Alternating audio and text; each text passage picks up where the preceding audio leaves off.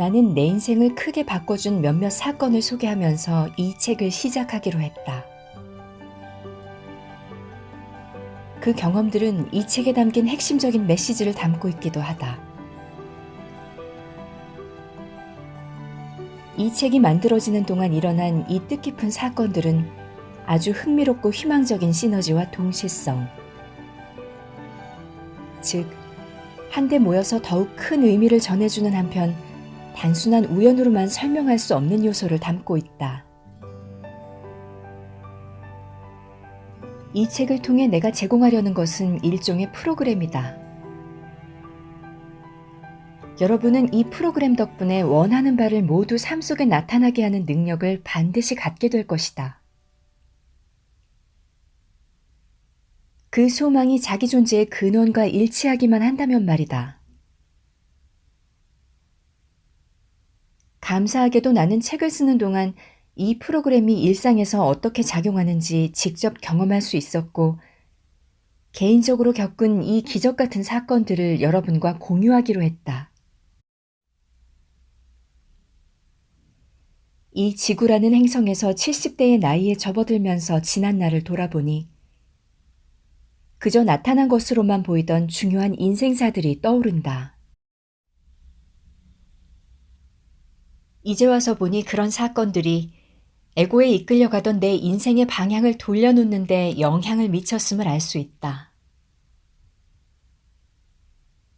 우리 대부분이 그렇겠지만 이런 특이하고 주목할 만한 사건이나 사람이 삶에 나타났을 당시에 나는 넓은 시각으로 접근할 수 없었다. 그런데 지금 소원을 이루면서 살아가는 방법을 영적인 측면에서 돌아보고 글을 쓰는 입장이 되어보니 과거 사건들은 현재의 나에게 경외심을 불러일으키고 깊은 의미를 갖는 거대한 테피스트리 안의 작은 조각처럼 보인다. 성 프란체스코.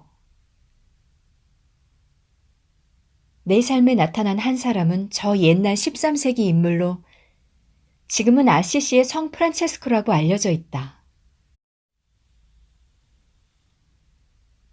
나는 어린 시절 위탁 가정을 전전했기 때문에 특정 종교의 영향을 거의 받지 않았다. 가톨릭에 대해서도 전혀 몰랐고 성자나 교리에 대해서도 들어본 적이 없었다. 하지만 불가사의한 이유로 이 수도사는 내 인생 여정에 가장 강렬하고 놀라운 인상을 남기게 된다. 성 프란체스코는 크고 아름다운 액자에 담긴 성 프란체스코의 기도문을 통해 내 인생에 처음으로 영향을 미치기 시작했다. 약 25년 전에 어떤 강연회에서 받은 액자였다. 나는 그 액자가 마음에 들었고 기도에 담긴 메시지가 인상적이었기 때문에 아이들 방의 복도에 걸어두었다. 그리고 10여 년 동안 최소한 10,000번 이상 그 기도문 앞을 지나쳤을 것이다. 나는 종종 그 앞에 서서 기도문을 몇 줄 읽고 그 안에 담긴 놀라운 기적을 묵상했다. 저로 하여금 미움이 있는 곳에 사랑을, 어둠이 있는 곳에 빛을 가져오게 하소서.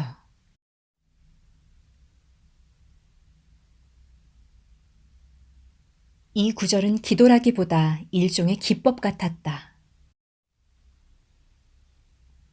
신에게 간구하기보다는 우리 스스로 사랑과 빛이 됨으로써 미움을 사랑으로 바꾸고 어둠을 빛나게 할 수 있다고 생각하는 것은 멋진 일이었다. 이 기도는 우리 인류가 스스로 변한다면 괴로움과 고통을 완전히 다른 것으로 바꿀 수 있다는 말처럼 들렸고, 나는 정말로 그렇게 되면 어떨까 하는 생각을 자주 했다. 하지만 지금 생각해보면 당시 내가 성 프란체스코의 메시지대로 살 준비가 되어 있지 않았음을, 아니, 이렇게 책을 쓸 준비도 되어 있지 않았음을 알겠다. 어쨌든 피에트로 디 베르나르도네의 아들 프란체스코가 내 삶에 들어와 서서히 나에게 영향을 미치기 시작했다.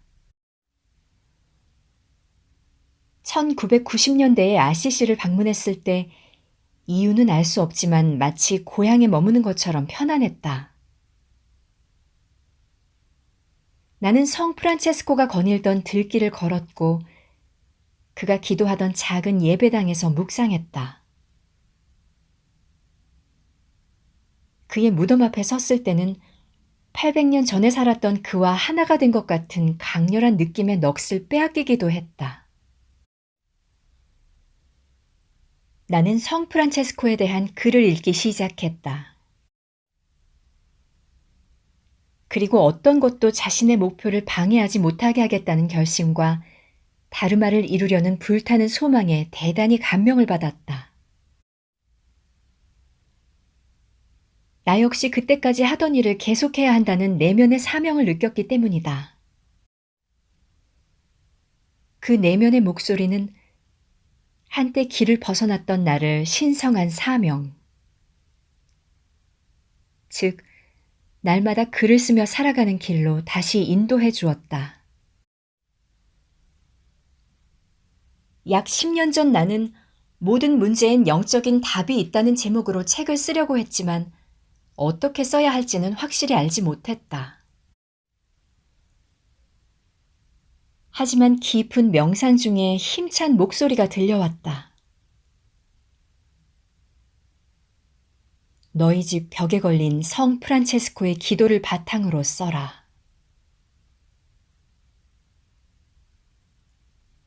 너무나 명확하고 순수한 환상을 경험한 순간 이미 책이 쓰인 것 같은 느낌이 들었다. 내가 할 일은 성 프란체스코의 기도가 말하듯이 나 자신이 평화의 도구가 되도록 하는 것뿐이었다. 나는 아시시로 돌아가서 또 한 번의 기적을 경험했다. 내 몸이 치유된 것이었다. 이 일은 지금까지도 의사인 내 친구들과 내게 불가사의한 일로 남아있다. 이 치유의 사건과 성 프란체스코의 환상에 대한 이야기는 내가 출연한 영화 시프트에도 잘 나온다. 이 13세기 수도사는 내 앞에 나타남으로써 그리고 신의 존재를 깨닫고 살아가는 사람에게는 아무런 한계도 없이 어떤 일이든 일어날 수 있음을 보여줌으로써 다시 한번 내 삶을 바꿔놓았다. 나는 두 번째 아시시 방문에 대해 자세히 기록한 후에 힘들이지 않고 이 책을 계속 써나갔다. 게다가 모든 문제엔 영적인 답이 있다라는 주제가 공영방송에서 특집으로 다뤄졌고 삶을 변화시키는 이 심오한 진리에 대해 내가 글을 쓴 덕분에 수많은 사람들이 손쉽게 성 프란체스코의 가르침을 접하게 되었다. 몇 년 전 나는 우리 시대의 위대한 작가인 니코스 카잔차키스가 성 프란체스코의 생애를 각색한 소설에 빠져들었다. 나는 요즘도 종종 이 놀라운 소설을 읽고 나면 늘 눈시울을 적시거나 더 높은 의식 상태로 옮겨가게 된다. 1년 전쯤 깊은 명상 도중에 유럽에 있는 영적인 도시 3곳에 사람들을 데려가야겠다는 강한 소명을 느꼈다. 그 3도시는 프랑스의 루르드, 보스니아 헤르체고비나의 메주고레, 그리고 당연하게도 이탈리아의 아시시였다. 기적 체험이라고 불린 이 여정에는 세계 각국에서 162명의 사람들이 참여했다. 이 여정의 주요 일정은 13세기, 19세기, 20세기에 실제로 기적이 일어났던 성지를 방문하는 것이었다. 나는 이 비범한 세 장소에서 각각 2시간씩 강연을 했다. 여행의 첫날 밤, 아시시에서 열린 모임에서 나는 우리가 진정으로 성 프란체스코의 목표를 실현하고 있다고 모두에게 말했다. 성 프란체스코의 목표는 세계 전역에 그리스도에 대한 인식을 전파하되 하나의 교구에서 시작하여 한 도시, 한 나라를 대상으로 하나씩 실행하는 것이었다. 10대 청소년부터 80대 노인까지 각 대륙에서 모여든 온갖 직종과 종파에 속한 사람들이 모두 같은 생각을 품고 있었다. 즉, 평화의 도구로 쓰이기를 원하는 사람들이 이 세상에 가득하도록 도움으로써 우리의 가장 깊은 소원이 이루어진 세상을 만들고자 하는 것이었다.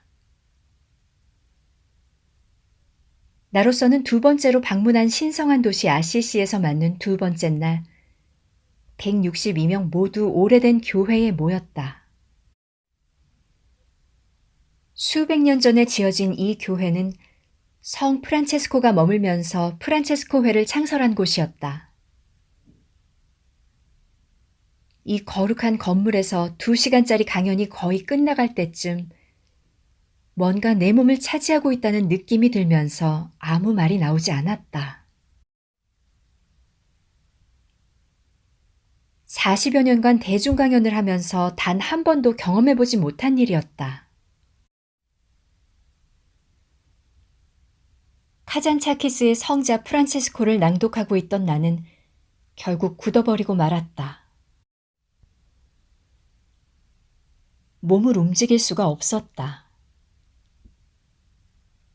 나는 갑자기 흐느끼다시피 격렬하게 헐떡이기 시작했고 청중은 모두 일어나 말없이 내 쪽으로 손을 뻗었다. 정말로 초자연적인 일이 일어나고 있음을 모두 알고 있었던 것이다. 이때 내가 예수의 초상 아래에서 강연하고 있는 사진이 많이 찍혔다. 그런데 그 사진들을 보면 커다란 구체가 곳곳에 찍혀 있다. 이 구체에 대해서는 책을 읽어나가면서 차차 알게 될 것이다. 확실히 말할 수 있는 것은 내가 성 프란체스코의 힘을 몸속에서 또 한 번 느꼈다는 사실이다. 성 프란체스코의 말이나 내 주변 상황을 통해서만이 아니다. 나는 그가 내 안에서 나 자신이 된 사건도 경험했다. 이 사건을 지켜보던 162명은 집단적인 다르마를 이루기 위해 모인 사람들로서 처음에는 내 머릿속에만 존재했지만 나중에는 활발히 활동하는 세력으로 이 세상에 자리 잡았다. 지금 생각해보면 이들은 세상의 영적 각성의 일종의 촉매와 같은 역할을 했던 것 같다. 성 프란체스코가 내 인생에 들어온 계기들을 돌이켜보면 당시 나는 그저 소명을 다했을 뿐. 그 계기들의 중요성을 알지는 못했던 것 같다. 또한 성 프란체스코가 내 삶에 들어와 나를 영적으로 각성시킨 것은 단순한 우연이 아니었고 정말로 그의 주관 아래 내가 나아갈 방향을 바꾸었음을 고백하지 않을 수 없다. 당시 성 프란체스코는 말 그대로 내 안에 살다시피 했다. 이제 성 프란체스코의 이야기는 이 정도로 하고 6년 전 내 인생에 들어와 빛을 발했던 또 하나의 존재에 대해 이야기해보겠다.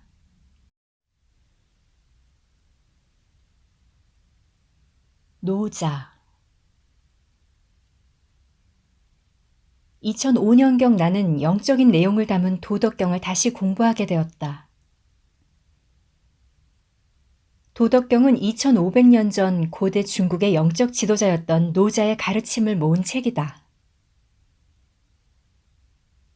81수의 짧은 시로 구성된 이 작은 책은 인류 역사상 가장 지혜로운 가르침을 담은 책으로 불리기도 했다.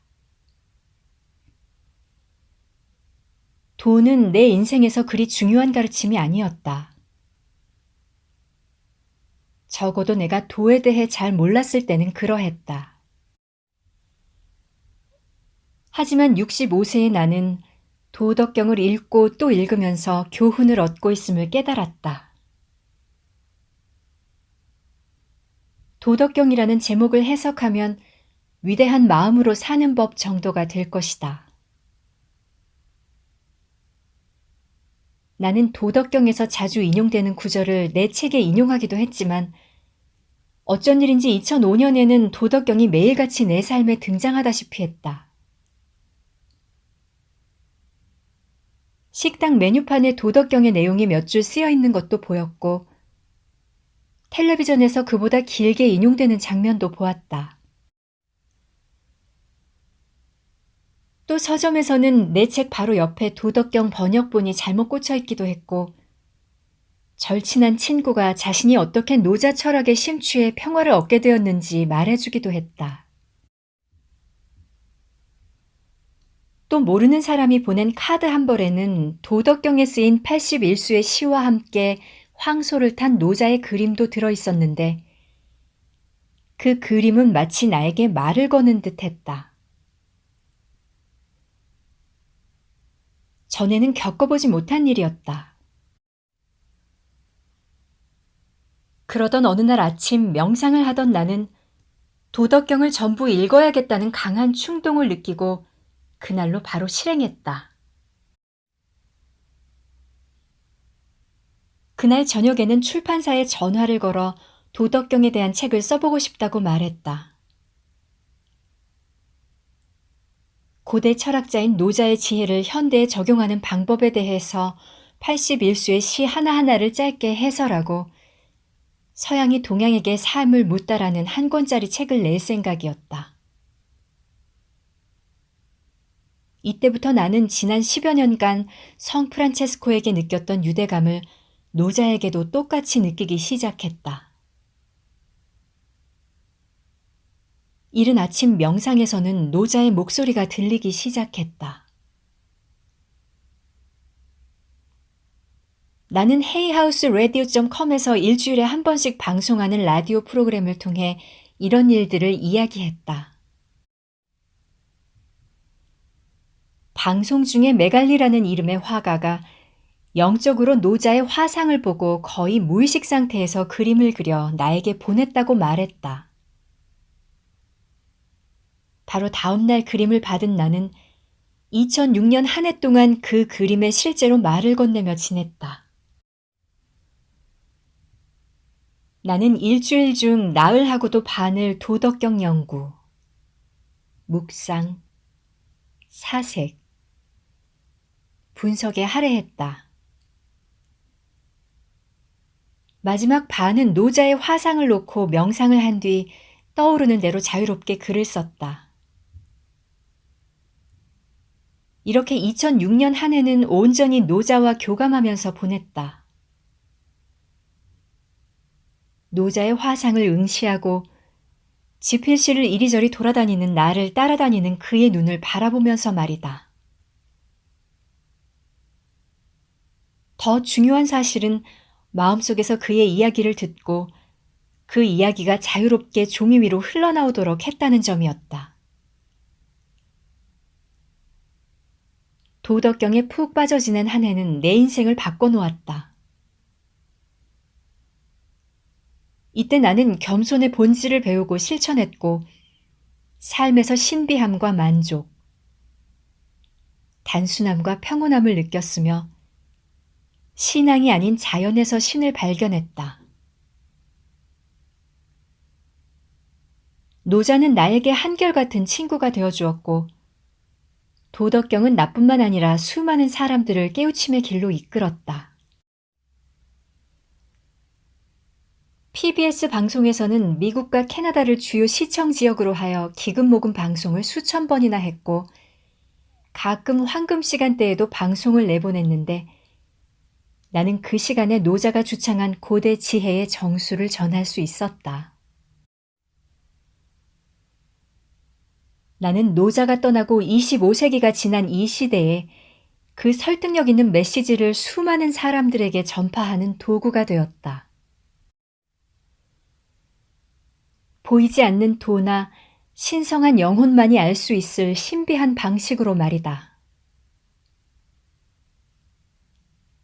성 프란체스코와 노자, 그리고 그들의 가르침은 여전히 내 삶에서 아주 중요한 위치를 차지한다. 나에게 중요한 영적 스승이 되어 주었을 뿐 아니라 내 삶에 들어옴으로써 이 책을 읽을 여러분을 포함해 수많은 사람들에게 영향을 미쳤다. 이번에는 이 책의 머릿말을 준비하고 있던 며칠 전에 받은 놀라운 편지를 소개하겠다. 부디 열린 마음으로 읽어주기 바란다. 이 책을 읽기 시작한 여러분에게 이 편지가 무슨 의미가 있는지는 편지를 소개한 후에 설명하겠다.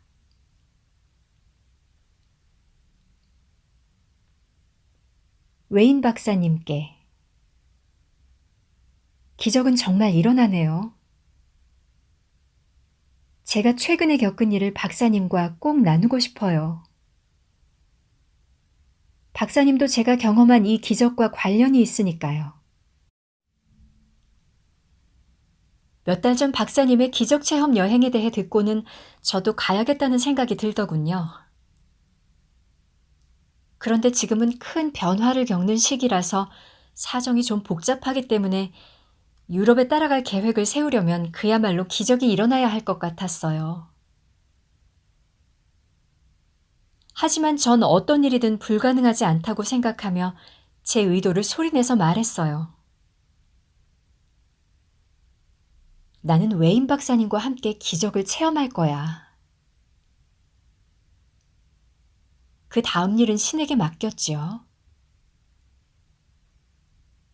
몇 달이 지났지만 상황이 좀처럼 변하지 않았기 때문에 기적 체험 여행은 여전히 신청하지 못했어요. 하지만 전 박사님과 함께 기적을 체험하리라는 사실을 알고 계속해서 믿었어요. 비록 현실은 그럴 일은 없을 것 같은데 라고 말하고 있었지만요. 4월이 시작될 무렵 바쁜 와중에 14살 배기 딸 에밀리와 함께 캐나다의 킬로나에서 열리는 음악제에 가야 했어요. 8시간이나 운전해야 했지만 에밀리가 오페라에 푹 빠져 있었기 때문에 킬로나에 가서 전문가들과 함께 활동할 기회를 갖는다는 건 분명 기쁜 일이었죠. 저는 마침 거기 사시는 부모님께 그쪽으로 가겠다고 전화를 드렸어요. 엄마에게 우리가 언제 도착할지 알리고 잠깐 이런저런 이야기를 나누는데 뒤에서 아버지가 뭐라고 중얼거리시더군요. 엄마가 전해주었죠. 너희 아빠가 그러는데 웨인 다이어 박사가 화요일 밤에 번원에 온다는구나. 저는 정신을 차리고 바닥에 떨어진 전화기를 잡아들고서 우리가 가는 날짜에 박사님이 오시는지 아버지에게 물어본 다음 인터넷으로 표를 샀어요. 신이 절 유럽에 데려다 놓는 대신 친절하게도 박사님을 저에게 데려다 주시다니 말할 필요도 없이 너무나 짜릿한 기분이었어요. 강연이 있던 날 밤 저는 잔뜩 기대에 들떠 14번째 줄에 앉았어요. 그런데 박사님이 무대로 걸어 나왔을 때 이상한 일이 벌어졌어요. 예전에 어떤 남자아이가 아베 마리아를 부르자 커다란 후광이 그 아이 주변에 나타난 적이 있어요. 처음엔 제 편두통 때문인가 싶었지만 빛은 그 아이 주변에서만 보였거든요. 그때와 똑같은 빛이 박사님을 감싸고 있었어요. 박사님이 무대 어느 쪽으로 움직이든 그 빛은 박사님만 따라다녔어요. 전 그게 무대 조명이나 연출인 줄 알았는데 박사님을 소개하는 여자분 주변에는 후광이 없더라고요. 그때 더 이상한 일이 일어났어요. 성 프란체스코에 대해 이야기하고 있을 때 바로 제 눈앞에서 박사님의 모습이 변했어요. 아시시의 성 프란체스코다운 생김새에 긴 옷을 입은 모습으로요. 단 몇 분이었지만 굉장히 강렬하고 감동적인 사건이었죠. 그리고 너무나 진짜 같았어요. 하지만 그보다 더욱 이상한 일이 일어났어요. 박사님이 노자에 대해 이야기하자 노자의 모습으로 변한 거예요. 머리는 길게 따내렸고 얼굴은 완전히 노자로 바뀌었어요. 이번에도 아주 잠깐 동안이었지만 영원히 기억에 남을 경험이었지요. 휴식 시간에 아버지는 화장실에 가셨고 저는 눈물도 좀 닦고 다리도 펴줄 겸 자리에서 일어나 있었어요. 그때 제 손을 잡는 따뜻한 손이 느껴져 내려다보니 나이가 아주 많고 체구가 작은 부인이 멋진 미소를 띠고서 저더러 옆에 앉아보라고 하더군요. 제가 앉자 그 부인은 제 눈을 똑바로 들여다봤어요. 저한테서 빛이 나고 있어서 저를 계속 쳐다봤다면서요. 마치 천사를 보는 것 같았다고 하더라고요. 저는 사로잡힌 듯 부인의 눈을 바라보면서 그 반짝이는 녹색 눈동자를 어디서 본 것 같다는 생각을 했어요. 우리는 이야기를 나누면서 동시에 같은 말을 하기도 했어요. 우리는 모두 똑같은 존재예요. 라든가 사랑밖에 없죠. 라는 말. 그리고 깊은 영적인 문제들에 대한 얘기였어요. 그 대화는 마치 꿈 같았지만 그걸 깨닫기도 전에 박사님이 다시 등장해서 마술처럼 멋진 무대를 만들기 시작했어요. 저는 그 부인과 연락하고 지내야겠다고 마음먹고 프로그램이 끝나면 그분께 이름과 연락처를 받으려고 했어요. 이렇게 좋은 마음을 먹었지만 끝나고 자리에서 일어나자 그 부인은 사라지고 없더군요.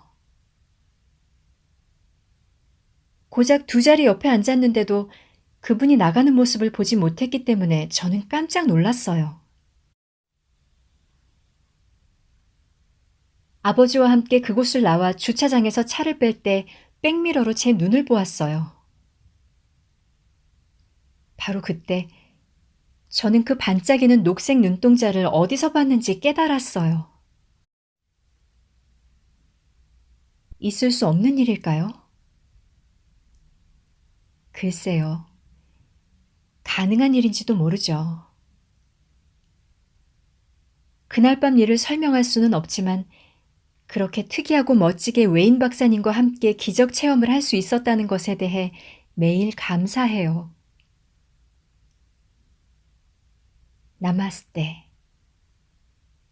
브렌다 바빈스키 드림.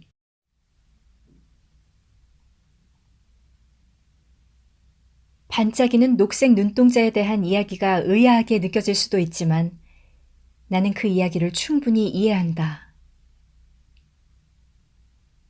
이 이야기를 듣고 우리 7 아이의 엄마인 마르셀린이 바로 떠올랐기 때문이다. 마르셀린이 맏아들 시엔을 낳을 때 겪었던 일을 이야기해 준 적이 있다. 마르셀린은 마취를 하지 않으려고 했기 때문에 병원 침대에 누워 산통을 겪고 있었다. 그때 눈에 띌 정도의 붉은 머리에 간호사가 다가와서 땀을 닦아주고 어떻게 호흡해야 할지 부드럽고 다정하게 이야기하면서 아기를 낳는 동안 쭉 곁에 있어 주었다. 다음날 마르셀린이 그 놀라우리만치 헌신적이었던 간호사에 대해 묻고 어떻게 감사해야 할지 모르겠다고 말하자 그런 간호사는 없다는 대답이 돌아왔다. 어쩌면 천사의 인도였는지도 모르겠다. 브렌다가 그 자그마한 노부인을 만난 일도 어쩌면 최상위 자아와의 조우였는지 모른다. 브렌다의 편지를 소개한 이유는 소원이 성취된 느낌을 마음속에 품으면 어떤 일이 가능한지 보여주기 위해서다. 브렌다의 편지를 읽고 제일 먼저 떠오른 생각은 나의 에고에서 그대로 나온 것이었다. 난 전생에 노자로 태어났다가 다시 성프란체스코로 태어났던 것은 아닐까? 내가 얼마나 중요한지, 그리고 내가 이곳을 영적으로 깨우치기 위해서 하고 있는 일이 얼마나 중요한지 보라고.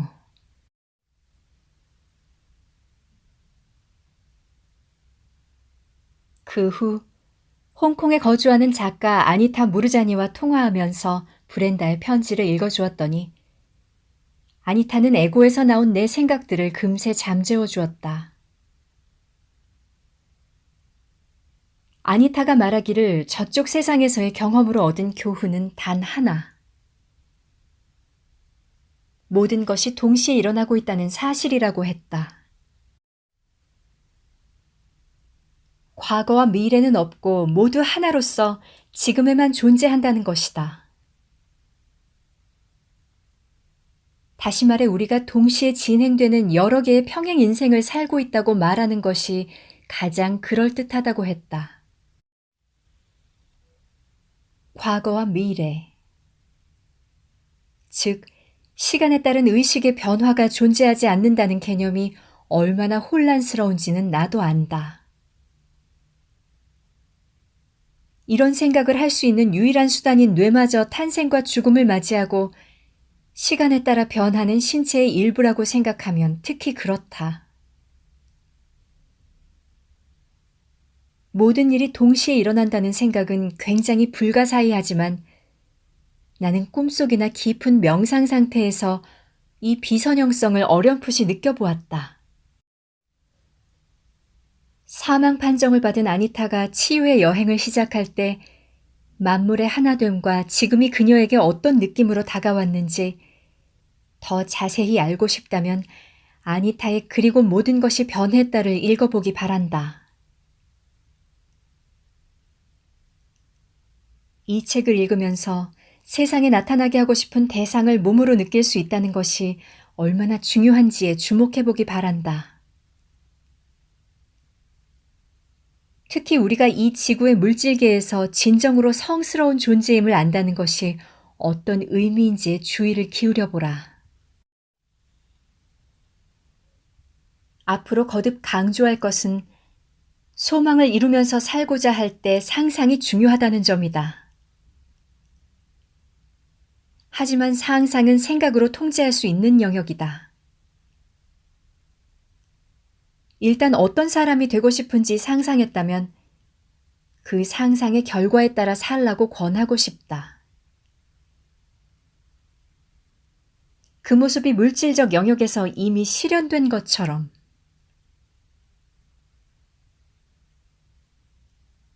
내가 여러 해 동안 성프란체스코와 노자의 가르침에 따라 해온 일은 지적인 측면에서 그 메시지를 실천하는 것이었다. 즉, 나는 그들에 대해 글을 쓰고 강의하고 분석하고 해석했고 이 작업은 모두 내 머릿속에서 이루어졌다.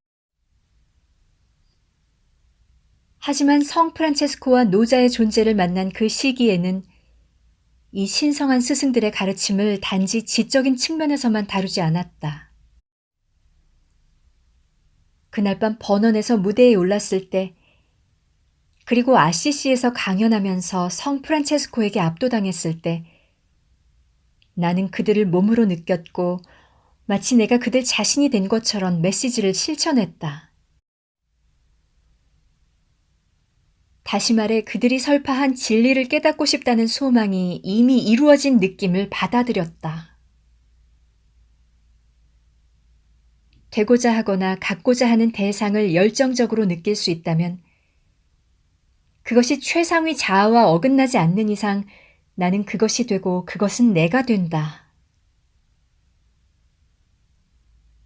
이 심오한 메시지를 가르치는 일은 단순한 지적 활동을 넘어선다. 나는 그 메시지를 느낀다.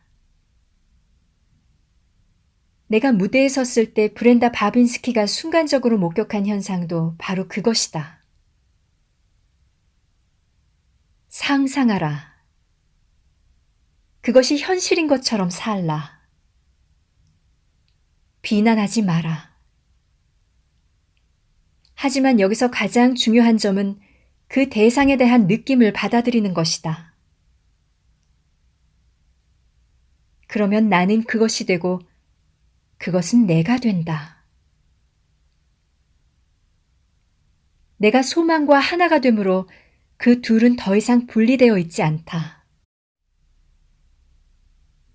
브렌다가 나를 보러 왔던 날, 내가 무대 위에 앉아서 책에 사인을 하는 동안 그 하키 경기장 전체가 빛나는 구체로 가득 찼다. 마치 내가 성프란체스코와 노자의 영적 진리를 느끼고 존재의 중심에 받아들임으로써 두 개의 진리가 하나로 통합되는 듯했다. 이 구체는 아시시의 교회에서 찍은 사진에도 나타난다. 바로 성프란체스코가 살면서 이야기하던 장소에 내가 서서 이야기하며 몸소 그의 존재를 느꼈던 그때다. 내가 그 위대한 스승들의 모습으로 바뀌는 현상을 누군가 보았다고 해서 내가 몇 세기 전에 그들이었을지도 모른다고 생각하지는 않는다. 나는 그저 우리가 가장 바라는 것을 이미 존재하는 사실로 느끼고 지성의 차원을 넘어 꾸준한 열정으로 그 안에서 살아갈 때 그 소원과 하나가 된다는 것을 알았다. 더불어 신을 깨달은 존재에게는 물질계의 법칙이 적용되지 않는다는 진리를 깨달았을 뿐이다.